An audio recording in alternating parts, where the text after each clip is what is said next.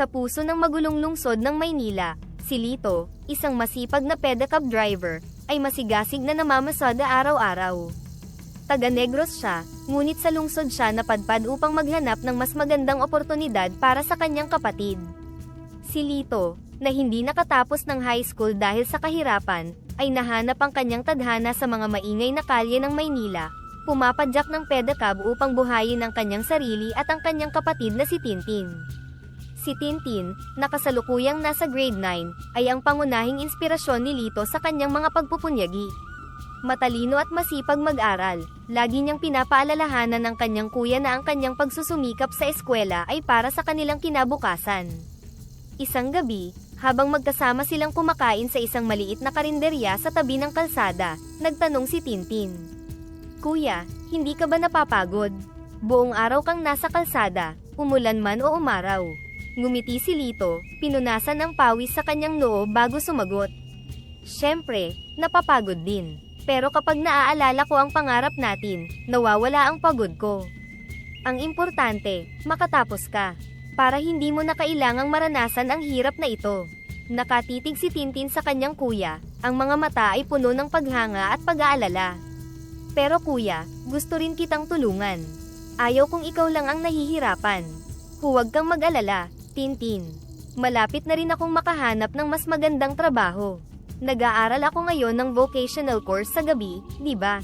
Pag may test na certificate na ako, sigurado akong makakakuha ako ng mas maayos na trabaho." Sagot ni Lito, na may bahid ng pag-asa sa boses. Nagpatuloy silang kumain, ang mga salitang binitawan ay nagpalakas sa kanilang loob. Para kay Lito, ang bawat pasada sa kanyang pedicab ay hindi lamang para sa kanyang pang-araw-araw na kita, kundi para sa kinabukasan na hinahangad niya para kay Tintin. At para kay Tintin, bawat gabing ginugugol niya sa pag-aaral ay hindi lamang para sa kanyang mga grado, kundi bilang pasasalamat sa mga sakripisyo ng kanyang kuya. Ang magkapatid, bagamat hinamon ng tadhana, ay pinatibay ng pagmamahal at pangarap sa isang magandang kinabukasan na sabay nilang haharapin. Isang hapon, habang unti-unting lumulubog ang araw sa likuran ng mga gusaling yari sa semento at bakal, nagmamadali si Lito sa kanyang pedicab, naglalakbay pabalik sa kanilang munting tahanan. Ngunit sa isang madilim na sulok ng Quiapo, may napansin siyang kakaiba, isang matandang lalaki na nakasuot ng lumang damit, nakaupo sa tabi ng kalsada, halatang pagod at gutom. Napahinto si Lito sa tabi ng matanda, at dahan-daang lumapit. Dala niya ang natirang tinapay at bote ng tubig na binili niya kanina para sana sa kanyang hapunan. "Manong, mukhang pagod na pagod po kayo. Kainin niyo na po ito," alok ni Lito, inaabot ang tinapay at tubig sa matanda. Tumingala ang matanda, ang kanyang mga matay lumuha sa pasasalamat. "Maraming salamat iho. Biyaya ka ng langit sa isang tulad kong walang-wala na." Nanatili si Lito sa tabi ng matanda, naupo sa sidewalk. "Anong nangyari sa inyo, Manong? Bakit po kayo nandito mag-isa sa dilim?" Umubo ng bahagya ang matanda bago nagsalita. "Matagal na akong nag-iisa iho. Iniwan ako ng aking pamilya, at dito na ako namumuhay sa kalsada, umaasa sa kabutihan ng mga taong tulad mo." Napaisip si Lito sa sinapit ng matanda. Naaalala niya ang kanyang mga magulang na pumanaw na, at kung paano niya inaalagaan si Tintin. "Lahat tayo may pinagdadaanan, Manong. Pero mahalaga na hindi tayo nawawalan ng pag-asa. May mga tao pa rin na handang tumulong." "Oo, iho. At sa pagkakataong ito, ikaw ang aking anghel," sabi ng matanda, ngumiti ng pagod ngunit taos puso. "Paano ka nga pala napadpad dito, iho? Mukhang bata ka pa at malakas, dapat ay nasa mas mabuti kang kalagayan kaysa rito." Huminga ng malalim si Lito bago nagkwento. "Galing po ako sa Negros, Manong. Nagpunta ako dito sa Maynila para makahanap ng trabaho. Hindi po ako nakapagtapos ng high school kaya ito lang ang aking trabaho. Isang pedicab driver. Ginagawa ko po lahat para sa kapatid ko. Gusto ko siyang makapagtapos ng pag-aaral. Ayaw kong maranasan niya ang hirap na dinaranas ko." Nakikinig ang matanda, at tumango. "Mabuti ka palang kapatid, iho. Tiyak, marami kang pagsubok na haharapin, pero sa nakikita ko sa'yo, malayo ang mararating mo. May kabutihan sa puso mo, at yan ang magdadala sa'yo sa magandang kinabukasan." Nagpatuloy sila sa pag-uusap hanggang sa malalim na ang gabi. Bago umalis, binigyan pa ni Lito ng kaunting pera ang matanda. Para po sa susunod na mga araw niyo, Manong. Sana'y makatulong ito kahit papaano. Pinapalakas mo ang loob ko, iho, sagot ng matanda. Salamat at dumating ka sa buhay ko kahit saglit. Pagpalain ka sana. Umalis si Lito na may ngiti sa mukha at puso. Hindi niya alam na ang simpleng gawa ng kabaitan na iyon ay susubok sa tunay na nilalaman ng kanyang puso sa mga darating na araw. Ilang araw na ang lumipas mula nang makita ni Lito ang matandang kanyang tinulungan. Patuloy pa rin ang kanyang pamamasada ng pedicab, bumabalik sa araw-araw na gawain, ngunit hindi maalis sa isip niya ang matanda. Minsan, iniisip niya kung kumusta na kaya ito, kung nakakain na ba ito muli o kung may iba nang tumulong dito. Ngunit dahil sa napaka-busy ng kanyang mga araw, wala siyang oras para hanapin ito. Isang gabi, matapos ang isa na namang mahaba at nakakapagod na araw, napansin ni Lito na muling nakaupo ang matanda sa gilid ng kalsada. Sa parehong lugar kung saan niya ito nakita noon, tila naghihintay. Mabilis na huminto si Lito at bumaba sa kanyang pedicab. Manong, kumusta na po kayo? Tanong ni Lito habang papalapit sa matanda, may dalang pagkain mula sa natira sa kanyang hapunan. Ang matanda ay tumingin kay Lito at ngumiti, tila alam na darating siya. Mabuti naman, iho. Alam kong babalik ka, sagot ng matanda na may kakaibang kislap sa mga mata. Nagulat si Lito sa sagot nito. Paano po ninyo nalaman? Hindi ko po alam kung madadaanan ko ulit kayo dito. May pag-aalangan sa kanyang boses, tila may kakaiba sa paligid. Tumayo ang matanda, mas mabagal at mas maingat kaysa sa huling beses na nakita niya ito. Hindi mo kailangan magtaka, iho. Ako si Magiliw, ngunit ako'y hindi isang karaniwang matanda. Biglang nagbago ang pakiramdam ng hangin sa paligid. Nagningning ang mga mata ni Magiliw, at ang kanyang presensya ay tila naging mas mabigat, ngunit hindi nakakatakot. Tumitig si Lito, natigilan sa harap ng matanda. Ano po bang ibig niyong sabihin? Tanong ni Lito, ang kanyang puso'y biglang bumilis ang tibok. Ako ay isang duwende, sabi ni Magiliw, malumanay ngunit may bigat ang bawat salita. Tinitingnan ko ang kabutihan sa puso ng mga tao. Noong nakita kita noong nakaraang araw, hindi mo ako kilala. Ngunit hindi ka nagdalawang isip na ibigay ang natitira mong pagkain, kahit na alam kong kulang din iyon para sa iyo at sa kapatid mong si Tintin. Nanginig si Lito. Hindi pa niya nababanggit ang pangalan ni Tintin sa matanda, ngunit alam nito ang pangalan ng kanyang kapatid. Tila lumamig ang hangin sa paligid nila. Paano niyo po nalaman? Ngumiti si Magiliw. Walang nakakaligtas sa akin, iho. Alam ko ang mga pagsubok mo, ang sakripisyo mo para sa iyong kapatid. Sa kabila ng hirap ng iyong buhay, hindi ka nagdadalawang isip tumulong sa iba. At dahil doon, nais kitang bigyan ng gantimpala. Napansin ni Lito na may kinuha si Magiliw mula sa kanyang bulsa, isang maliit na gintong susi, simpleng-simple, ngunit tila nagliliwanag sa ilalim ng ilaw ng poste. Ito, sabi ni Magiliw, iniaabot kay Lito ang susi, ay isang espesyal na susi. May kapangyarihan itong magbigay ng yaman, ngunit tandaan mo, Lito, hindi ito ordinaryong yaman. Gagamitin mo ito ng may kabutihan sa puso o mawawala ang biyayang dala nito. Hindi makapagsalita si Lito. Hawak niya ngayon ang maliit na susi, tila wala namang kakaibang itsura, ngunit ramdam niya ang kakaibang init mula rito. Ito ba'y totoo, Magiliw? Paano ito gumagana? Huwag kang mag-isip ng sobra, sabi ni Magiliw. Gamitin mo ito kapag handa ka na. Makikita mo ang mga posibilidad na darating. Ngunit tandaan mo ang babala ko, kung gagamitin mo ito para lamang sa sarili mong kapakinabangan, mawawala ang lahat ng biyaya nito. Tahimik si Lito, iniisip ang mga sinabi ng duwende. Puno ng pasasalamat ngunit may halong pag-aalinlangan. Totoo kaya ito? Paano magbibigay ng yaman ang isang maliit na susi? Salamat po, sabi ni Lito, sa mahinang boses. Hindi ko po alam kung ano ang sasabihin at hindi ko po ito inaasahan. Ang pasasalamat mo ay sapat na, sagot ni Magiliw. Alalahanin mo, Lito, ang pinakamahalagang kayamanan ay hindi pera. Ang tunay na kayamanan ay nasa puso mo, sa mga taong natutulungan mo. Gamitin mo ang biyayang ito ng tama. At bago pa makapagtanong si Lito ng anumang bagay pa, biglang naglaho si Magiliw sa hangin. Iniwan si Lito na nag-iisa sa gitna ng kalsada, hawak ang mahiwagang susi sa kanyang kamay. Habang naglalakad pabalik sa kanyang pedicab, tinitingnan ni Lito ang maliit na bagay na ito sa kanyang kamay. Hindi pa rin niya lubos maisip kung totoo ba talaga ang lahat ng nangyari. Ngunit alam niya, sa gabing iyon, nagbago na ang kanyang kapalaran.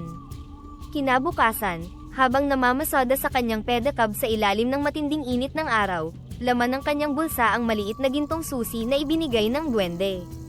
Buong araw, paulit-ulit na bumabalik sa isip niya ang mga sinabi ni Magiliw. Naisip niya kung totoo nga ba ang lahat ng ito o baka dala lang ng kanyang pagod at kagutuman ng mga pangyayari kagabi. Ngunit sa kanyang puso, alam niyang kakaiba ang kanyang naranasan. Pagdating sa bahay, inabot niya ang lumang aparador na nasa sulok. Ito'y isang piraso ng kasangkapan na kasama na ng kanilang pamilya mula pa noong sila ay nasa Negros, at hindi na nito naitatago ang anuman maliban sa ilang mga damit at lumang gamit. Naisip ni Lito, wala namang mawawala kung susubukan ko.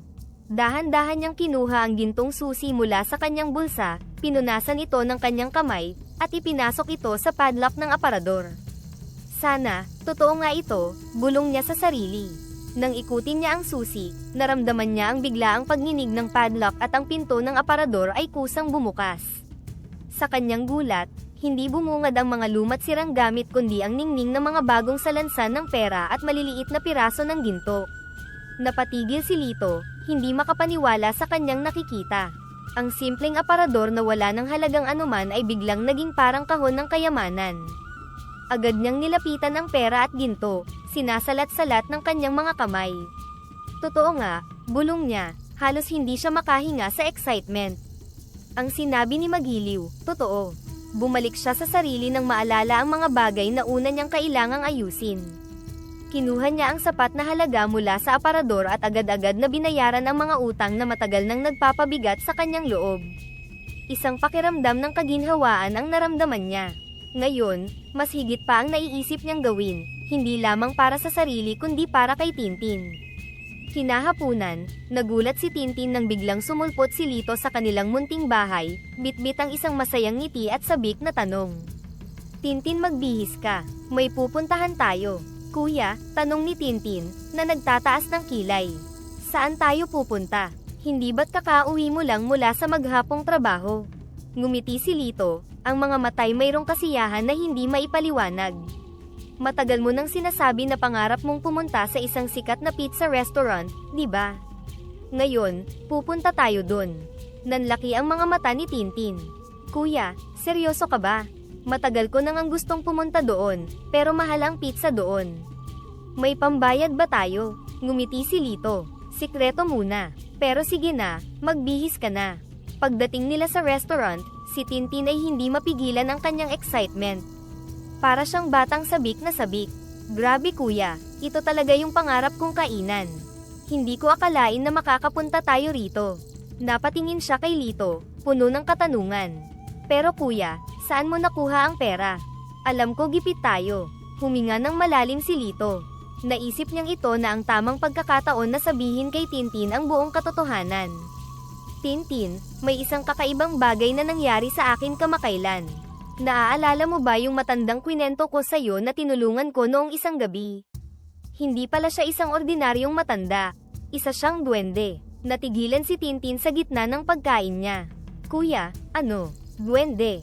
Hindi makapaniwala si Tintin, tila nakikinig sa isang kwento. Oo, tumango si Lito. Ang pangalan niya ay Magiliw, at bilang pasasalamat sa pagtulong ko sa kanya, binigyan niya ako ng isang espesyal na susi. Inilabas ni Lito ang maliit na gintong susi mula sa kanyang bulsa at ipinakita kay Tintin. Susi ito sa kayamanan. Nung ginamit ko ito, binuksan nito ang lumang aparador natin sa bahay, at napuno ito ng pera at ginto. Tila natigilan si Tintin, hindi agad nakapagsalita. Kuya, totoo ba yan? Parang sa mga alamat lang yan. Ngumiti si Lito. Alam ko Tintin. Kahit ako, hindi makapaniwala noong una. Pero totoo ito. At hindi ko ito itatago sa iyo dahil kasama kita sa lahat ng plano ko. Gagamitin natin ito para sa kabutihan, para sa kinabukasan mo. Lahat ng sakripisyo ko ay para sa pag-aaral mo, para magkaroon ka ng magandang buhay. Biglang napuno ng emosyon si Tintin. Kuya, grabe. Ang dami mong sinakripisyo para sa akin. Hindi kita bibigoin kuya. Pangako ko yan. Magiging mabuting propesyonal ako balang araw para makapagbigay rin ako ng tulong sa iba, tulad ng ginagawa mo. Hinawakan ni Lito ang kamay ni Tintin at ngumiti, puno ng pagmamalaki at pagmamahal. Tintin, kaya ko ginagawa ito para sa'yo. Ang susi na ito ay hindi lang para sa yaman, gagamitin natin ito para makatulong sa iba, at para mabigyan ka ng magandang kinabukasan. Sabay nating haharapin ang lahat ng ito. Sa gabing iyon, habang masaya silang nagbabahagi ng pizza sa loob ng magarang restaurant, alam ni Lito na nagsisimula na ang bagong yugto ng kanilang buhay, hindi lamang dahil sa yaman, kundi sa kanilang pangarap na magpatuloy sa tamang landas at magtulungan bilang magkapatid. Matapos ang kanilang masayang hapunan at mahabang usapan, kinaumagahan ay masigla at may buong determinasyon na nag-empake sina Lito at Tintin. Nagpasya silang bumalik sa kanilang sinilangang lupa sa Negros Oriental, dala ang yaman na nagmula sa mahiwagang susi. Nagdesisyon si Lito na gamitin ang pera sa pagbili ng malawak na lupa para sa pagsasaka at mga makabagong kagamitang pang-agrikultura. Habang nasa biyahe pabalik sa Negros, parehong tahimik na nagmuni-muni ang magkapatid sa bintana ng bus, pinagmamasdan ang pagbabago ng tanawin mula sa syudad patungo sa mga luntiang bukirin. Kuya, parang panaginip ang lahat no, tanong ni Tintin, ang kanyang mga mata ay kumikislap sa pag-asa at kaguluhan. Tumango si Lito, oo nga Tintin. Minsan di ko rin maisip na ito na yung buhay natin. Pero alam mo excited ako. Excited ako na ipakita sa iyo kung saan tayo lumaki, at excited akong makita kung ano ang magagawa natin para sa ating bayan. Pagdating nila sa Negros, sinalubong sila ng mga matatandang kaibigan at mga kapitbahay na tuwang-tuwa sa kanilang pagbabalik. Napansin ni Tintin ang init ng pagtanggap sa kanila, kahit na matagal silang nawala. Isang umaga, si Lito, na may ngiti sa kanyang mukha, ay naglibot kasama si Tintin sa kanilang bagong sakahan. Tingnan mo, Tintin, ito yung magiging simula ng bago nating buhay. Dito tayo magtatanim ng iba't ibang pananim gamit ang mga bagong teknolohiya na bibilhin natin.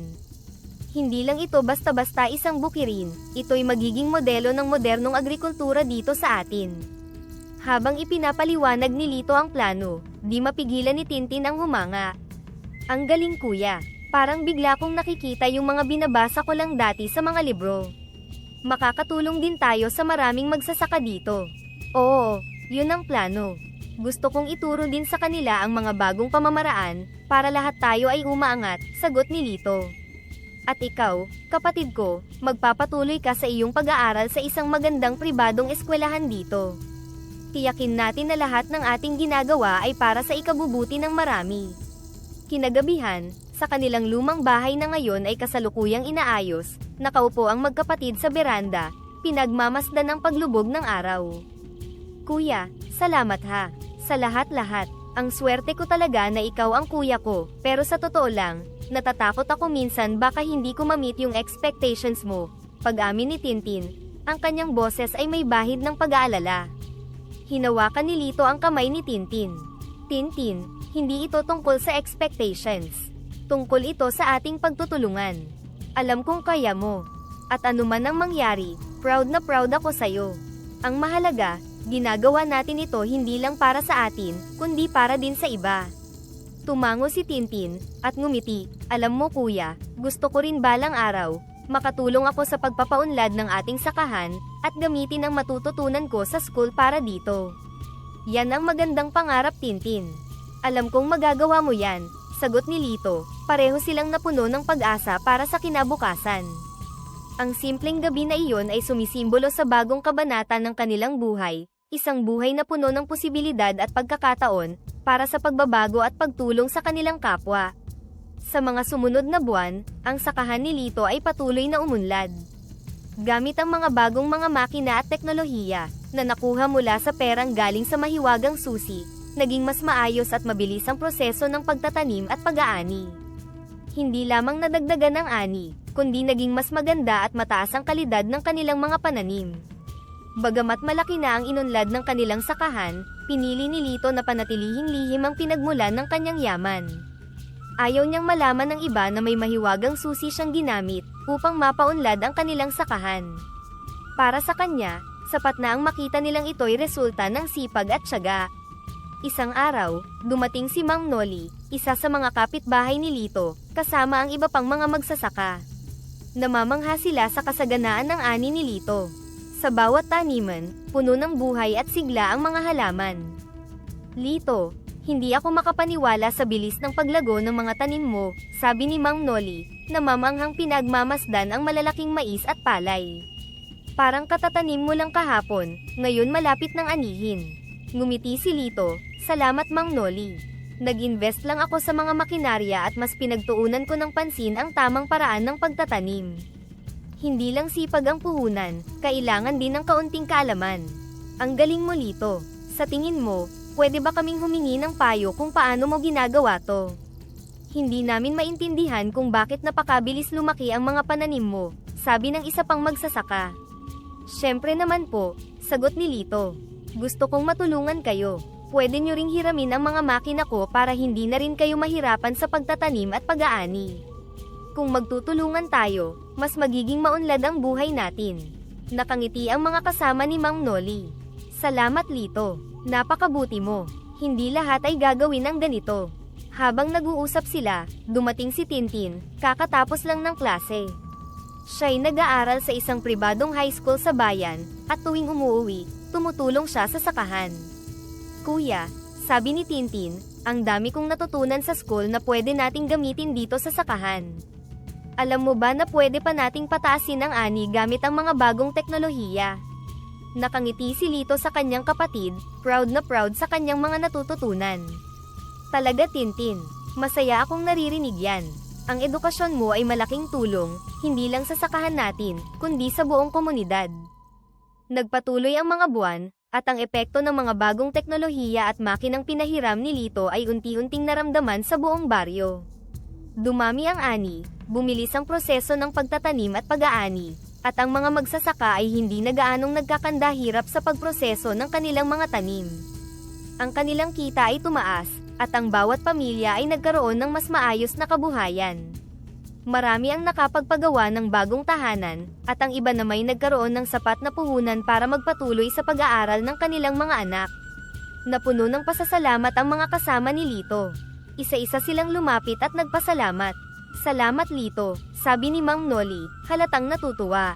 Dati, halos walang laman ang sakahan ko. Pero nang matutunan ko ang mga teknik na tinuro mo at gamitin ang mga makinang pinahiram mo, sobrang laki ng inunlad ng ani ko. Ngayon napapag-aral ko na ang mga anak ko.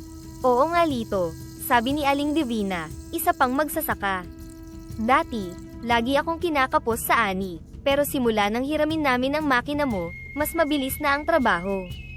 Ang laki ng itinulong nito. Ngayon, mas marami kaming bentang palay, at mas madalas nang may pagkain sa mesa. Hindi ko akalain nagiginhawa ang buhay namin dahil sa tulong mo. Ang dami mong natulungan Lito, dagdag ni Mang Isko, isang batang magsasaka. Dati, laging kulang ang kinikita ko, pero ngayon, mas madali na ang trabaho. Mas madami akong naiipon, at nakapagtayo na kami ng maliit na tindahan ni Mrs. Maraming salamat sa'yo. Sa bawat papuring naririnig ni Lito, ramdam niya ang kabutihan ng kanyang puso. Para sa kanya, hindi lang siya nagtuturo ng makabagong teknolohiya, kundi nagbibigay din ng bagong pag-asa para sa bawat pamilya sa kanyang baryo.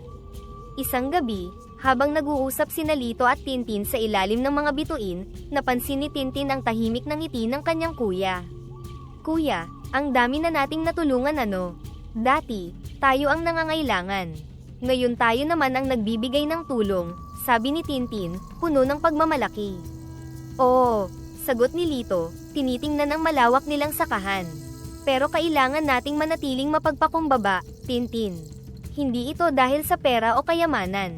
Ang lahat ng ito ay dahil nagtutulungan tayo. At alam ko, marami pa tayong magagawa. Alam ko kuya, magiging agriculture engineer ako balang araw. Mas mapapaunlad pa ang agrikultura dito sa atin, at mas marami pa tayong matutulungan, sabi ni Tintin, puno ng determinasyon. Habang tahimik na nag-uusap ang magkapatid, alam nilang sa bawat hakbang, mas magiging maunlad pa ang kanilang komunidad. Sa kanilang puso, alam nila na ang kanilang tagumpay ay hindi lamang mula sa kayamanang ibinigay ng mahiwagang susi, kundi mula sa kanilang pagsusumikap, malasakit, at pagtutulungan bilang pamilya at bahagi ng kanilang komunidad. Sa kabila ng pag-unlad at kabutihan ni Lito sa kanyang komunidad, hindi lahat ay masaya para sa kanya. Si Mang Resty, isa ring magsasaka sa kanilang lugar, ay nagsimulang mainggit sa tagumpay ni Lito. Hindi niya matanggap na ang dati nilang mahirap na kababayan ay bigla na lang yumaman ng husto. Isang umaga, sa ilalim ng mainit na araw, nagkita-kita ang mga magsasaka sa tindahan ni Aling Nora upang bumili ng mga pangangailangan nila sa sakahan. Dito nagsimulang magkalat si Mang Resty ng mga malisyosong tsismis. Nakakapagtaka talaga yung biglaang yaman ni Lito, bungad ni Mang Resty habang kausap ang ibang magsasaka. May narinig ako na kasali raw siya sa isang malaking sindikato sa Maynila. Kaya siguro biglang lumago yung pera niya. Napatingin ang ibang magsasaka kay Mang Resty, ang iba ay nagulat sa sinabi niya. Talaga Resty, parang hindi naman ganoong tao si Lito, sagot ni Mang Isko, na mukhang nag-aalinlangan. Oo Isko, saan pa ba manggagaling ang ganong kalaking pera? Bigla na lang siyang nagkaroon ng mga mamahaling makina at malawak na lupain. Dapat tayong mag-ingat, patuloy ni Mang Resty, halata ang kanyang inggit sa bawat salitang sinasabi. Habang lumalaganap ang tsismis sa komunidad, unti-unting nagkaroon ng pagdududa sa ilan. Sa kabila nito, marami pa rin ang nanatiling tapat kay Lito, lalo na ang mga taong direktang natulungan niya. Isang hapon, habang nagtatrabaho si Lito sa sakahan, lumapit sa kanya si Aling Nora, dala ang balita ng mga kumakalat na tsismis. Lito anak, may kumakalat na balita tungkol sa'yo. Baka gusto mong marinig, ani Aling Nora, na may halong pag-aalala. Napahinto si Lito at humarap kay Aling Nora. Ano po yun Aling Nora? May mga sabi-sabi na baka daw kasali ka sa malaking sindikato sa Maynila, kaya ka daw biglang yumaman. Alam kong hindi yun totoo, pero baka gusto mong linawin ito sa mga tao, paliwanag niya. Nalungkot si Lito sa narinig. Salamat po sa pagbabahagi Aling Nora. Hindi po totoo yan. Lahat ng pera at yaman ko, galing po sa pagsisikap at sa tulong ng Diyos. Wala po akong kinalaman sa anumang sindikato. Nagpasya si Lito na harapin ang isyu at kausapin niya ang mga tao sa kanilang susunod na pagpupulong. Dito niya ipinaliwanag kung paano niya talaga nakuha ang kanyang yaman, sa pamamagitan ng pagsisikap, mapalad na pag-invest, at sa tulong ng ilang makabagong kagamitan sa pagsasaka. Binigyang diin din niya ang kanyang layunin na itaas ang antas ng pamumuhay ng buong komunidad, sa pamamagitan ng pagpapahiram ng mga makina, at pagpapalaganap ng mga bagong teknolohiya sa pagsasaka. Sa kanyang talumpati, marami ang napahanga sa kanyang sinseridad at tapat na layunin. Ang ilan na nagduda dati ay muling bumalik ang tiwala kay Lito. Ngunit si Mang Resty, bagamat tahimik lang sa likuran, ay hindi pa rin lubusang kumbinsido at nanatili ang kanyang inggit sa puso. Mga kapwa ko magsasaka, panimula ni Lito, alam ko na marami sa inyo ang nagtataka noong una sa biglaang yaman na aking nakamit. Ngunit gusto kong malaman ninyo na ang bawat sentimo na ipinasok ko dito ay bunga ng matinding pagsisikap at mabuting hangarin. Ang lahat ng ito, ginawa ko hindi lang para sa sarili ko kundi para sa ating lahat. Isang matandang magsasaka ang tumayo. Lito, noong una, marami nga sa amin ang nagduda. Pero ngayon, kitang-kita na namin ang iyong sinseridad at kabutihan. Ang iyong sakahan ay naging inspirasyon sa amin, at malaki ang pasasalamat namin sa iyong pagbabahagi ng kaalaman at yaman. Oo, at gusto kong idagdag, sabi ng isa pang magsasaka, na hindi lang teknolohiya ang iyong ibinahagi, kundi pati na rin ang pag-asa. Marami sa aming mga anak ang ngayon ay nagsisimula ng mangarap na maging katulad mo, Lito. Napangiti si Lito, ang kanyang mga mata ay namumula sa tuwa at pagpapasalamat. Salamat sa inyong lahat. Ang tagumpay ng sakahan ko ay tagumpay nating lahat. At tandaan natin, hanggat magkakasama tayo, wala tayong hindi kayang malampasan. Sa pagtatapos ng pagpupulong, nagpalakpakan ang lahat, hindi lamang para kay Lito, kundi para sa bawat isa sa kanila na bahagi ng lumalagong komunidad.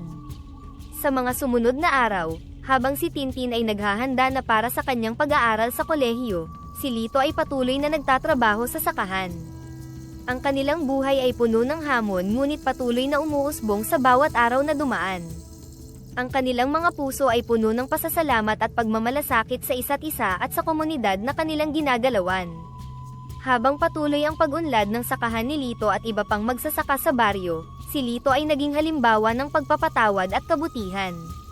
Kahit na siniraan siya ni Mang Resty, pinili niyang ipagpatuloy ang pagtulong sa kanyang kapwa magsasaka, kabilang na si Mang Resty.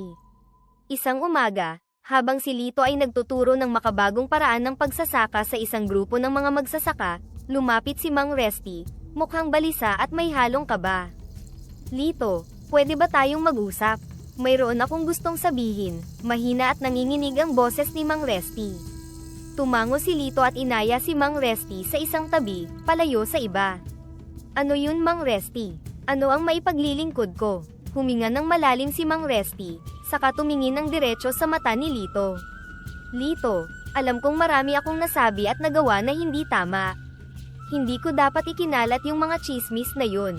Pasensya na, napakalaki ng pagkakamali ko. Nakatitig lang si Lito, pinakikinggan ang bawat salita. Naiintindihan ko, Mang Resty. Lahat tayo ay nagkakamali. Ang mahalaga, natututo tayo at handang itama ang mga pagkakamali. Hindi ko alam kung paano ako makakabawi sa'yo, Lito. Pero gusto kong malaman mo na nagsisisi ako. Sana mapatawad mo ako. Patuloy ni Mang Resty, ang mga matay mayroong pagsisisi. Tumango si Lito at ngumiti. Mang Resty, pinapatawad kita. Ang mahalaga ngayon, magtulungan tayo para sa ikabubuti ng lahat. Kung gusto mo, simula ngayon, pwede kang sumama sa amin sa mga training para sa makabagong teknolohiya sa pagsasaka. Lumiwanag ang mukha ni Mang Resty, tila nabunutan ng tinik. Talaga, Lito. Salamat. Salamat sa pagpapatawad at sa pangalawang pagkakataon. Mula noon, naging aktibo si Mang Resty sa mga gawain sa baryo. Nakita ng lahat ang pagbabago sa kanyang kilos at salita, at unti-unti siyang nakabawi sa tiwala ng mga tao. Samantala, ginamit ulit ni Lito ang yaman mula sa susi, para bumili ng higit pang makabagong makina, na kanyang ipinamahagi sa mga magsasaka sa kanilang lugar. Isang araw, habang ipinapakita niya ang bagong batch ng mga makina kay Tintin at sa ibang magsasaka, ipinaliwanag niya ang kahalagahan ng teknolohiya sa modernong agrikultura. Tingnan nyo, mga kaibigan, ang mga makina na ito ay hindi lamang para mapabilis ang ating trabaho, kundi para rin mabawasan ang ating mga pagod at masiguro ang masaganang ani, paliwanag ni Lito. Kuya, ang galing talaga. Sa tulong ng mga ito, sigurado akong mas marami pa ang makikinabang dito, sabi ni Tintin, puno ng paghanga at inspirasyon. Oo, Tintin. At sana, sa pamamagitan ng ating halimbawa, maipakita natin na ang tunay na yaman ay nasa pagtutulungan at pagmamalasakit sa isa't isa, sagot ni Lito. Sa mga sumunod na buwan, ang sakahan at komunidad ay lalong umunlad. Ang bagong teknolohiya ay hindi lamang nagpataas ng kanilang produksyon, kundi nagbigay din ng bagong pag-asa at inspirasyon sa mga magsasaka na tulad ni Mang Resty, na ngayon ay isa na sa mga pinakamasigasig na tagapagtaguyod ng makabagong pagsasaka. Sa pagtatapos ng araw, habang tinitingnan ni Lito at Tintin ang paglubog ng araw sa kanilang malawak na bukirin, kapwa sila nakaramdam ng malalim na kasiyahan. Hindi lamang dahil sa tagumpay ng kanilang ani, kundi dahil na rin sa pagkakaisa at pagkakaibigan na muli nilang natagpuan sa kanilang komunidad. Sa bawat araw na lumilipas, lalo pang umuunlad ang sakahan ni Lito. Ngunit higit sa lahat, ang kanyang puso ay puno ng kasiyahan, hindi dahil sa yaman kundi dahil sa mga taong natulungan niya, at sa progreso ng kanyang kapatid na si Tintin. Kasalukuyan nang nag-aaral si Tintin ng kursong BS Agricultural Engineering, isang desisyon na nagpapatunay sa kanyang dedikasyon sa agrikultura at sa kanilang komunidad. Isang hapon, habang magkasamang naglalakad sina Lito at Tintin sa malawak nilang sakahan, nag-uusap sila tungkol sa mga plano para sa hinaharap. Pinapaliwanag ni Tintin ang ilang mga natutunan niya sa kanyang kurso. Kuya, natutunan ko sa klase namin ang tungkol sa mas advanced na paraan ng irigasyon. Sa tingin ko, malaking tulong ito sa atin para mas mapabilis ang pagtubo ng mga tanim at mas makakatipid tayo sa tubig, sabik na sabi ni Tintin, habang nagliliwanag ang kanyang mukha sa excitement. Ngumiti si Lito habang tinitingnan ng kanyang kapatid, puno ng pagmamalaki. Napakagaling mo talaga, Tintin. Ipinagmamalaki kita. Alam kong malaki ang maitutulong mo hindi lang sa ating sakahan kundi sa buong baryo. Biglang huminto si Tintin at tumingin ng seryoso kay Lito. Pero kuya, ikaw ang inspirasyon ko, sabi ni Tintin, habang hawak ang kamay ng kanyang kuya. Simula nang pumanaw ang mga magulang natin, ikaw na ang tumayong magulang ko. itinaguyod mo ang buhay natin kahit pa naghirap ka noon bilang pedicab driver sa Maynila. Salamat talaga sa'yo, kuya. Napatingin si Lito kay Tintin, at sa kabila ng kanyang mga sakripisyo, naramdaman niya ang lalim ng pagmamahal ng kanyang kapatid. May kaunting luha sa kanyang mga mata habang nagsasalita. Tintin, lahat ng ginawa ko ay para sa'yo. Gusto kong magkaroon ka ng mas magandang buhay kaysa sa akin noon. Pero ngayon, nakikita kong hindi lang kita natulungan, kundi nagawa mo ring tuparin ang mga pangarap natin. Kuya, hindi mo alam kung gaano kalaki ang sakripisyo mo para sa akin. Mula sa pagiging pedicab driver, hanggang sa pagtulong mo sa mga magsasaka, ikaw ang nagbigay sa akin ng lakas ng loob na gawin ang lahat ng ito. Kaya gusto kong suklian ang lahat ng ginawa mo kuya, sabi ni Tintin, habang mahigpit na niyayakap si Lito. Mahigpit na niyakap din ni Lito ang kanyang kapatid, puno ng pagmamahal at pasasalamat. Hindi mo kailangan na suklian ang ginawa ko Tintin. Ang makita kitang matagumpay, masaya, at tumutulong sa iba, yan na ang pinakamalaking gantimpala para sa akin. Habang sila'y magkasama sa ilalim ng dapit hapon, dumating si Magiliw, ang duwende na nagbigay kay Lito ng mahiwagang susi. Ngumiti siya habang pinagmamasdan ang magkapatid. Lito, Tintin, sabi ni Magiliw, nakita ko ang lahat ng ginawa nyo. Lito, ang tunay na yaman ay hindi sa ginto o pera. Nasa puso mo ang totoong kayamanan, ang kabutihan mo sa iyong kapwa, at ang pagmamahal mo sa iyong kapatid. Nagpasalamat si Lito kay Magiliw. Maraming salamat po Magiliw. Ang biyayang ibinigay mo ay napakalaking tulong sa akin. At gaya ng ipinakiusap mo sa akin, ginawa ko ang lahat para gamitin ito sa tamang paraan. Tama ka Lito, sagot ni Magiliw, at dahil dyan, ipinagmamalaki kita ng gusto. Hindi lamang yaman ang dinala mo sa iyong bayan, kundi pati ang inspirasyon, pagmamalasakit, at pagtutulungan. Habang papalayo si Magiliw, tiningnan ni Lito si Tintin. Ang mahalaga Tintin, ay patuloy nating gamitin ang ating natutunan para sa kabutihan ng marami. Hindi natatapos ang ating tungkulin sa sarili lamang, kundi sa bawat tao na natutulungan natin. Tumango si Tintin, ang kanyang mga mata ay mayroong determinasyon. Tama ka kuya, magtutulungan tayo para sa ikabubuti ng lahat. Ang kaalaman ko, at ang karanasan mo, ay gagamitin natin para mapabuti ang buhay ng mga magsasaka sa ating baryo. Sa gabing iyon, sa ilalim ng mga bituin, naramdaman ng magkapatid ang tunay na kahulugan ng tagumpay. Hindi lamang ito nasusukat sa pera o ari-arian, kundi sa dami ng puso na kanilang naabot at ang pagbabago na dinala nila sa kanilang baryo.